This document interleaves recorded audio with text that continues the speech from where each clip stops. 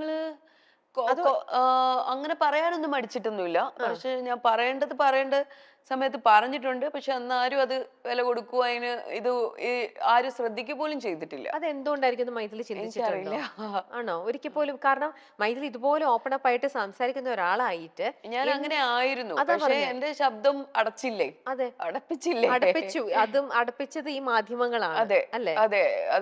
അതായത് ഒരാളെ ഒരു പെൺകുട്ടി എത്ര വയസ്സുള്ള ഒരു പെൺകുട്ടിയാണ് ഇത്രയും സഫർ ചെയ്യുന്നത് ഒരു ഫേക്ക് അല്ലെ ഇത്രയും ഒരാളെ കുറിച്ച് ഇങ്ങനെ വേണ്ടാതിനം പറയുന്നതിനൊക്കെ ഒരു പരിധിയില്ലേ? ഉം. ഒരു പരിധി കഴിയുമ്പോഴത്തേക്ക് നമ്മള് ഉം. തളർന്നു പോവും. ഉം. മനസ്സിലായോ? ഉം. അപ്പൊ ആ തളർച്ചയെന്ന് നമ്മൾ വീണ്ടും ഉയർത്തെഴുന്നേറ്റ് ഉയർത്തെഴുന്നേക്കും. വന്നിരിക്കാണ്. ഉം. മരിക്കില്ല. ഉം. സ്ട്രോങ് ആയിട്ട്. യെസ്. നമ്മൾ അപ്പൊ കുറച്ചും കൂടെ സ്ട്രോങ് ആവുകയേ ഉള്ളൂ. ആവുകയുള്ളൂ. അപ്പൊ അതെ. ഇതേപോലെ ഫേക്ക് ന്യൂസ് ആയിട്ടോ ഇങ്ങനെയൊക്കെ മൈഥിലിനെ തളർത്താൻ നോക്കിയ ആൾക്കാരെ ഇന്നിപ്പോ അവർക്കൊരു ആൻസർ എന്നുള്ള രീതിയിൽ വളരെ ബോൾഡ് ആയിട്ട് കംപ്ലീറ്റ്ലി റിഫ്രഷ് ആയിട്ടാണ്. എനിക്ക് ഇപ്പൊ മൈഥിലിക്ക് എന്ന് പറയുന്ന ആൾ മൈഥിലിക്ക് മാത്രമല്ല പറയുന്നത്, ഞാൻ പൊതുവെയുള്ള എല്ലാ എല്ലാവർക്കും പെൺകുട്ടികളോടുമാണ് വേണ്ടിയിട്ട്. പറയുന്നത്. ഉം. അതായത് എന്തൊരു ഇതിനെയും ഫേസ് ചെയ്ത് ഉം. നിങ്ങള് അത്രയും നിങ്ങൾക്ക് മാത്രമേ നിങ്ങളെ സ്ട്രോങ് ആക്കാൻ പറ്റത്തുള്ളൂ. പറ്റുള്ളൂ. അപ്പം നിങ്ങൾ എന്ത് കാര്യം, കാരണം കുറേ സ്ട്രഗിൾ ചെയ്യുന്ന പെൺകുട്ടികളുണ്ട്. ഇത് പുറത്ത് പറയാത്തതും പുറത്ത് ഇതാത്ത കുറേ അതെ. കുട്ടികളുണ്ട്. അതെ. ഇതൊക്കെ പുറത്ത് പറയണം. ഉം. പറഞ്ഞാൽ മാത്രമേ നിങ്ങൾക്ക് നല്ലൊരു അല്ലെങ്കിൽ നിങ്ങൾ അതിനെ ഓവർകം ചെയ്യാനും ഇത് ചെയ്യാനും ഒക്കെ പറ്റത്തുള്ളൂ. ഇപ്പൊ എന്തൊക്കെ എന്തൊക്കെ ന്യൂസസും ഇതൊക്കെയാണ് നമ്മൾ കാണുന്നത്. ഉം. ഇപ്പൊ എത്രയോ പെൺകുട്ടികൾ ആത്മഹത്യ ചെയ്യുന്നു. ഉം. എന്തൊക്കെയാ ഈ മീഡിയാസ് തന്നെയല്ലേ ഇതെല്ലാം ചെയ്യുന്നത്. ഉം. ഈ സോഷ്യൽ മീഡിയ അല്ലേ എല്ലാവരുടെയും.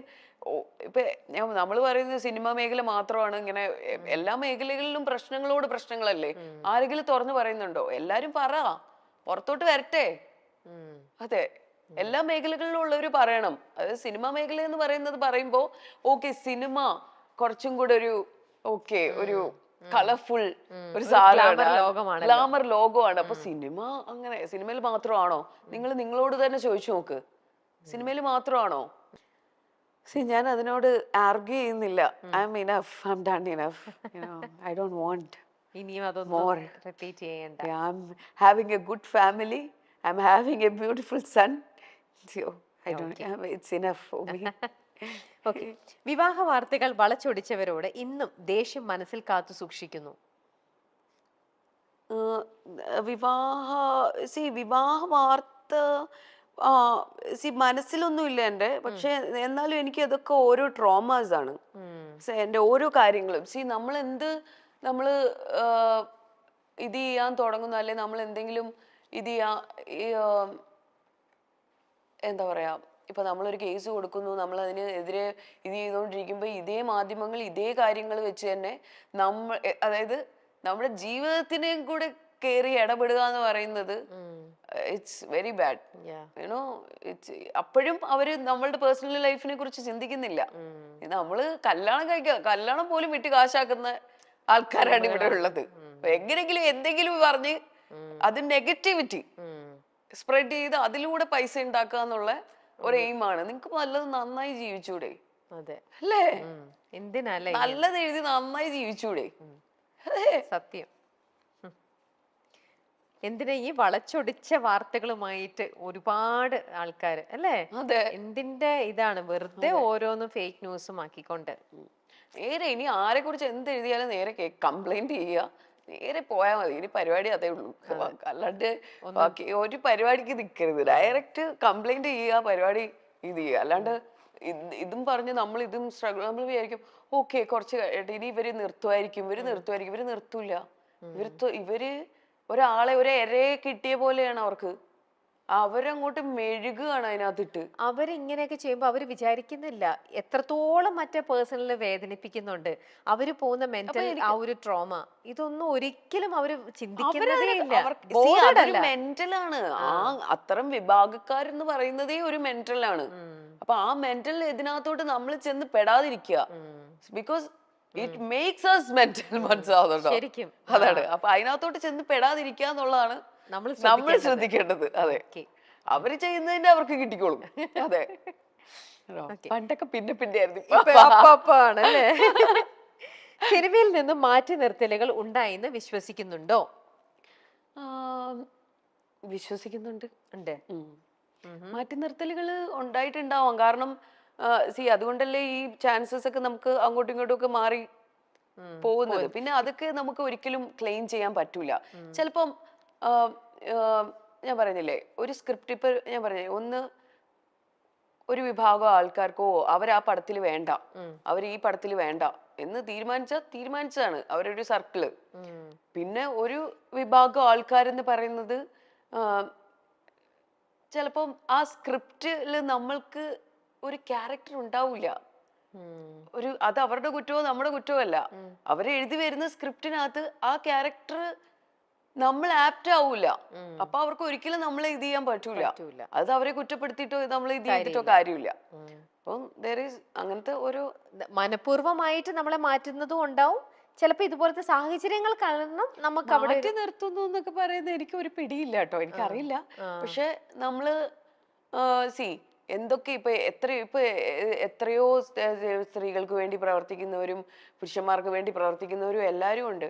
എന്നാ ഒരാള് വിചാരിച്ചാൽ നമുക്ക് ഏതെങ്കിലും ഒരു സ്ത്രീക്ക് ഒരു ഇത് പറ്റിക്കഴിഞ്ഞു, എന്തെങ്കിലും ഒരു ബുദ്ധിമുട്ട് ഉണ്ടായി, അവരെ ഒന്ന് കൈ പിടിച്ച് തിരിച്ച് കൊണ്ടുവരാം എന്നാരും ചിന്തിക്കുന്നില്ലല്ലോ.